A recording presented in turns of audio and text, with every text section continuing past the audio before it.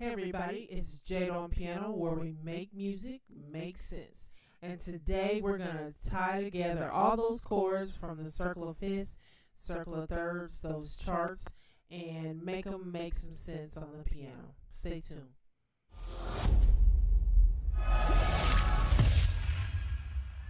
Okay, so let's go ahead and get started with this. We're going to jump right in. You can see we're in the key of C. Same key we did our circle of thirds chart. So we're not going to take long with this. Let's go with it right now. If we're looking at the C scale, if you remember from the circle of thirds last week, and if you haven't seen that video, you can go back and watch that, and also the circle of fifths video after you watch this. But I showed you the circle, and I'll put it somewhere up here so you can see reference of what I'm talking about. But we talked about the C. We started with the C. We can do this with any key, but since I showed the chart in C, we're going to keep going with it. We have the C, then we skipped the D, and we just went around. Skip, play, skip, play, skip, play, skip, play. And then, hold on, let me get one more. Skip, play. Now, it says C13, or C major 13, add 4. We had all these notes. Listen to the sound of it, though. I've got both of my hands playing. That doesn't sound pretty pleasing, okay? So what I was saying at the end of that video is that this also gives us all of our choices, but it will not give us the accidentals that we may need, but all of the notes themselves are lined up, or all of our chord possibilities are right here. So let's check it out. This sounds really dissonant against. That's the part that's just really tearing this up. So the first thing we can do, check out something like this. Now that's dissonant, but we can do something with that. You know, this one, that may be a choice. So what did I do? This note here this F went to an F sharp, and you see it immediately went to a sharp 11. That sounds a little bit better. Now,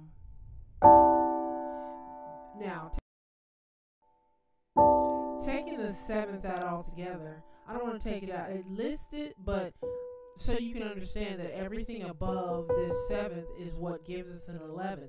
If we take it out, it should just tell me that this is a sharp 4. So anyway, that sounds a lot better. If we went from something like a G, you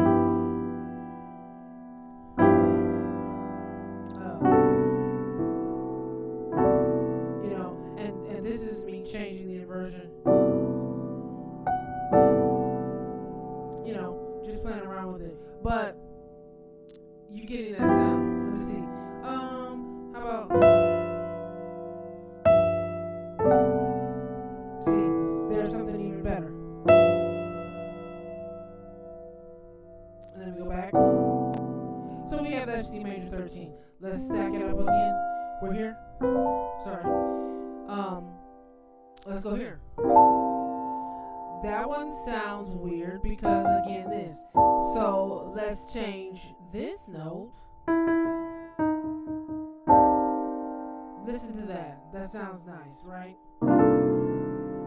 That's giving us the full chord, the C minor 13. Again, played it all the way through. So we have this C minor 13.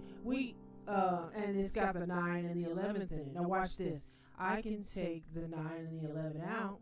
A lot cleaner, right? Well, I didn't take the 9 out. So there we go. Now that has, that's a lot cleaner. This is a C minor 7 with a 13. So, and then let's just get that. That was, let me do better. And then this. why did I change it? Because I wanted something that, since we were going to the C minor, I wanted the chord before, or see, kind of to reflect, to move in a much better way. So, you know, figuring out your chords is always just a process of understanding what key you're in and using those as accidentals, and that's the next point. So, let's do one more example. So that's just a C9, right? Could put the 13 in that. Not bad. If I'm in the key of F, this is gonna sound kind of nice. Okay, we don't have to use just that inversion. We can do something like that. See that? Right? So, and why do I say the key of F? First of all, we talked about 5 being the dominant, and C, the note, is the 5 of F. 1, 2, 3, 4, 5. Well, look at all the notes in this chord. You have a C, that's in the scale. There it is. The G, there's the G. Right? And then you have, then we had this note. Let's go. It's the 7 in the key of F. Then we have this note. It's the 3rd. See that? Then we have this note. 1, 2, 3, 4, 5, 6. So all of these notes are in the key of F. In the same way we just did this with the key of C. Sorry. No. We did that. We can do that with F. But we have to use all the notes that are in F. I think that's all of them. Yep. Yeah, that's all of them because it says add 4. And that would be the 13.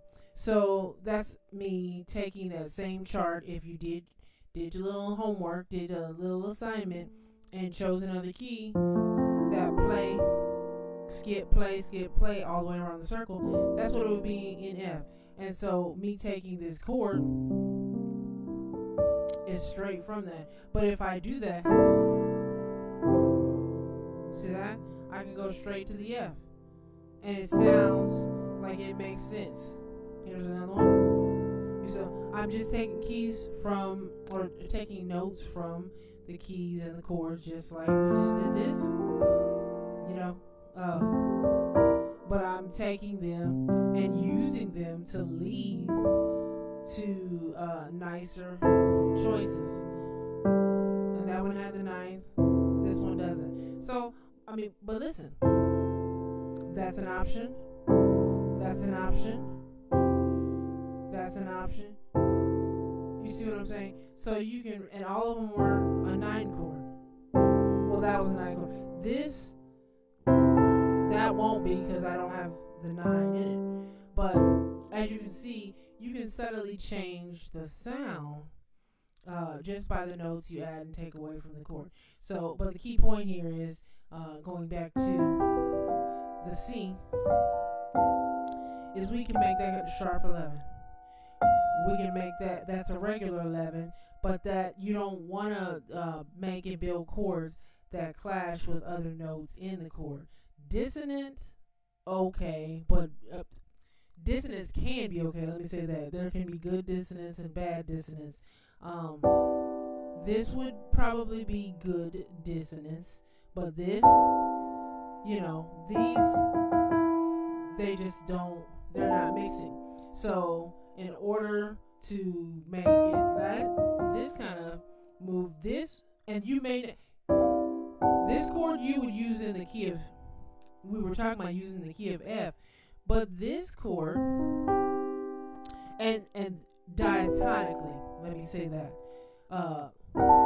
this chord you may use in the key of F. I'm still using it as a C, even though it says it as B flat. This chord would, this is what I'm talking about. This one I would probably automatically use in a different key. Okay? first one that comes to mind is B flat, because all of these notes are in the key of B flat. Let me make sure. Yep, all those notes are in the key of B flat. So, and that's another, that's another thing to think about. Let me see, B flat, C. Do I have the D in there? Yep, if I see D, here's the E flat. So, let me put B flat, C, D, E flat, F, G, A. So they're all there. That's all the notes in the B flat, and you can see them in the C minor scale, or not the scale, but this C minor 13, 9, 11 chord would be perfect in the key of B flat, even though that's not the key. This is the key. So I just want to point things like that out. Using and creating our chords is based on the name of the note, but then we have to use the chord where we see fit. So remember, I was talking about the 11th, and we've just done a couple of examples. There's no flat 11, because notice that's that note, and we're already using it in this context. But let's go to the 13th real quick. We can have a 13, and then we said we can have a flat 13. Notice, again, that's a nasty clash. See what I'm saying? So, probably wouldn't want to do that. Maybe. Now, you can have that note implied, meaning we're thinking about the fact that that note is there even though it's not. Or, that may be better. Still sounds, that may not be how we want to use it.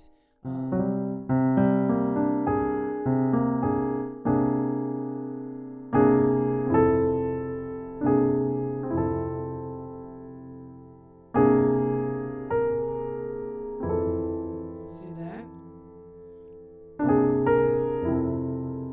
Just using, and that was a 13 chord. So, that gave us an option going to the 13. Let's look at the 9s real quick. Now, 9s are interesting because we can have a regular 9, we can have a sharp 9, and then we can have a flat 9. Now, often,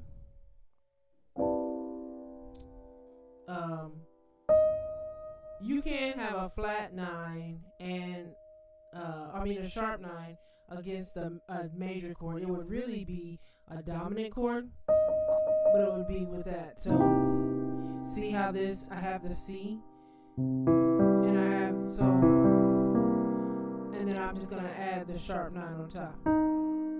Right? There it is. But instead of me just leaving this there, because that's going to sound like really out of place, I'm putting it in the middle of the chord. I changed just the inversion. See that? All of these. Now, if you're really looking, you see that's a C major chord in my left hand. And we've talked about we don't always want this to be dark down here. Very muddy. Maybe okay. Maybe. And see how this sounds like a minor, C minor 7? But that sharp 9 sounds very dominant with another note in it. Let's look at the 9th. That's the sharp 9. Here's a 9.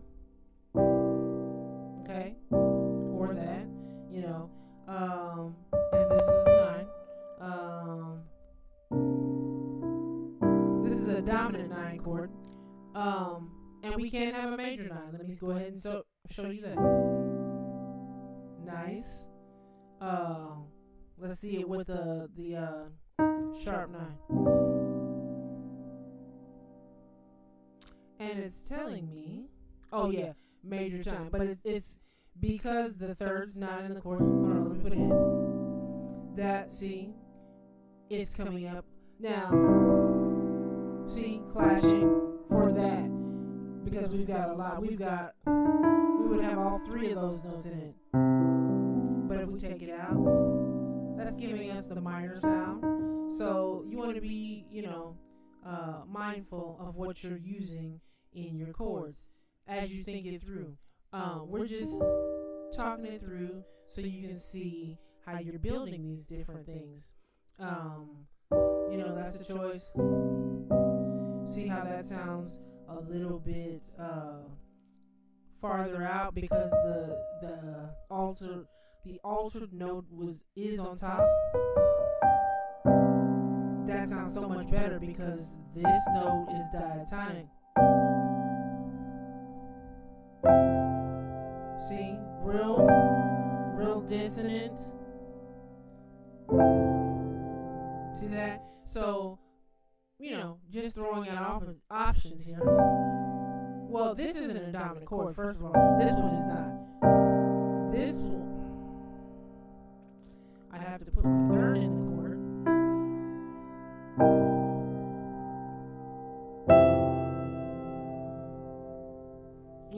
Now this sounds far more jazzy than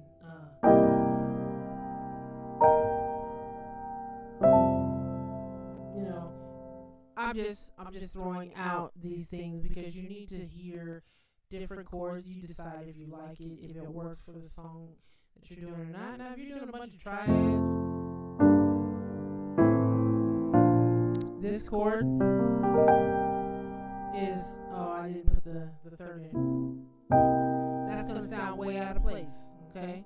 Because you haven't established anything that built past the fifth of the chord. So, of course, that's going to sound really out of place. That was a flat 9.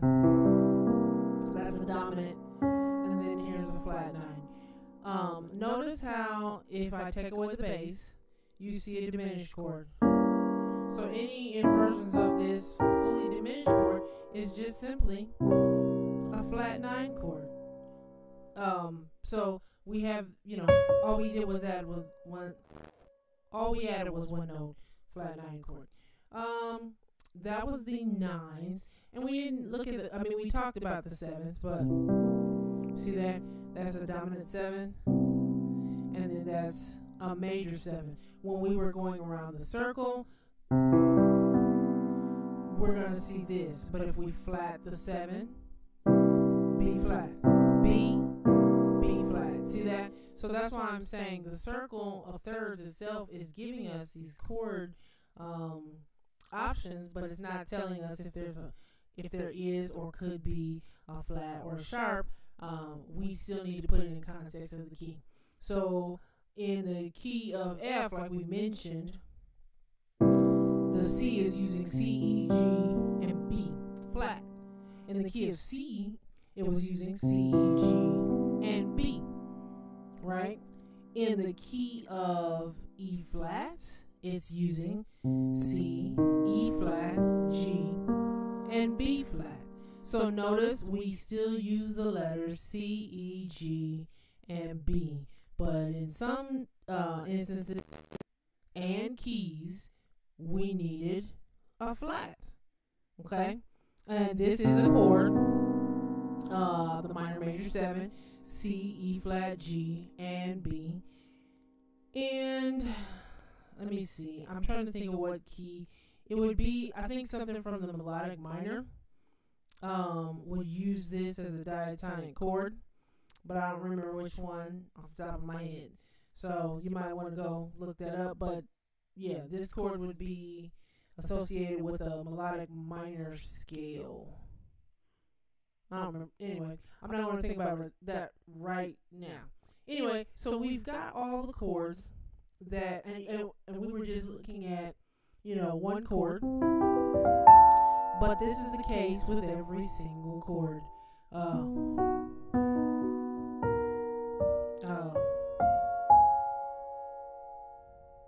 Is that right? Play a note, skip a note. Yep. Oh, I'm playing something. There it is. There it is. That would be the chord in B, and so forth. But you can kind of see how we can think our way through, and then relating this really quickly to the circle of fifths. Once you have your chord, if you remember, we talked about going around the circle of fifths, and we could use something is the fifth of another note, but then this would be the fifth of this note, this would be the fifth of this note, and so forth all the way around the circle. So the circle of thirds is really helping you get your chords, but then the circle of fifths is kind of telling you almost like the map of telling you where it can go. And we discussed that in the circle of fifths video. So, this is kind of just looking in how you construct your chords overall. You guys take this and just run with it. Let me know in the comments what chords you may have discovered just looking at the circle of thirds in this way. You guys take care. See you next week.